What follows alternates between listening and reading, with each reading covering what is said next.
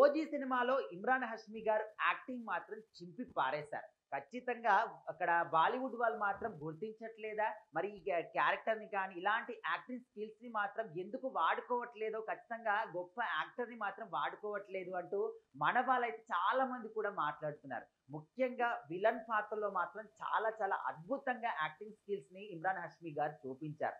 So, ఈ తరం వాళ్ళకి చాలా మందికి కూడా ఇది ఎక్కువగా పరిచయము తెలియకపోవచ్చు. ఎందుకంటే అప్పట్లో మనము ఎక్కడ చూసినా కూడా ఏ ఒక్క బస్‌లో కానీ, ఏ ఒక్క ఆటోలో కానీ ఎక్కడ చూసినా కూడా అవే పాటలు మనం వినేవాళ్ళం.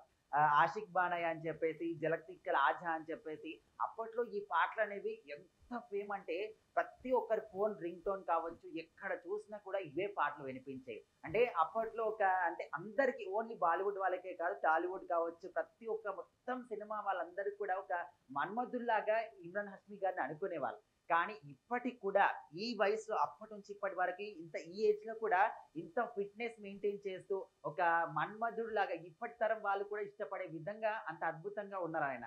సో, అంత అందంతోని కూడా నెగెటివ్ రోల్ చేయడం అనేది మరి అది కూడా పర్ఫెక్ట్‌గా అంటే చాలా అద్భుతంగా నటించారాయన. ఇక్కడ కూడా చిన్న తెలుగులోకొచ్చాము.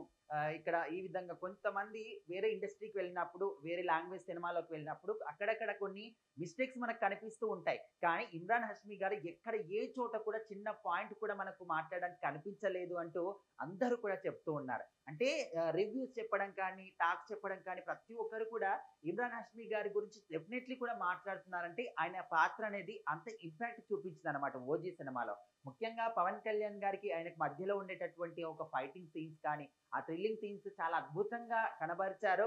మరి పవన్ కళ్యాణ్ గారికి ఎంత స్కోప్ అయితే ఈ సినిమాలో ఇచ్చారో, ఇమ్రాన్ హష్మి గారికి కూడా అంత మంచి స్కోప్‌ని మన ఆహ్, రిపీట్. సో, మరి పవన్ కళ్యాణ్ గారికి సినిమాలో ఎంత స్కోప్ అయితే ఇచ్చారని క్యారెక్టర్‌కి, అంత స్కోప్ మన ఇమ్రాన్ హష్మి గారికి అంటే విలన్ పాత్రకు కూడా ఇచ్చారు. ముఖ్యంగా ఏ సినిమా అయినా కూడా హీరో పాత్ర ఎంత స్ట్రాంగ్‌గా ఉందో మనకు తెలియాలంటే, విలన్ పాత్ర అంత స్ట్రాంగ్‌గా ఖచ్చితంగా ఉండాలి. చాలా సినిమాలో మనం చూస్తూ ఉంటాం.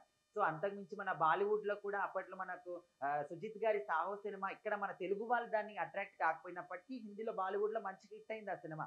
సో, ఆ విధంగా ఆయన ఆ చొరవతోని ఇక్కడికి తీసుకొచ్చారు. అద్భుతమైనటువంటి విజయాన్ని సాధించారు. ఇంకా తెలుగులో మన ఇమ్రాన్ హష్మి గారు సినిమాలు చేయాలని చెప్పేసి కూడా కోరుకుంటున్నాను.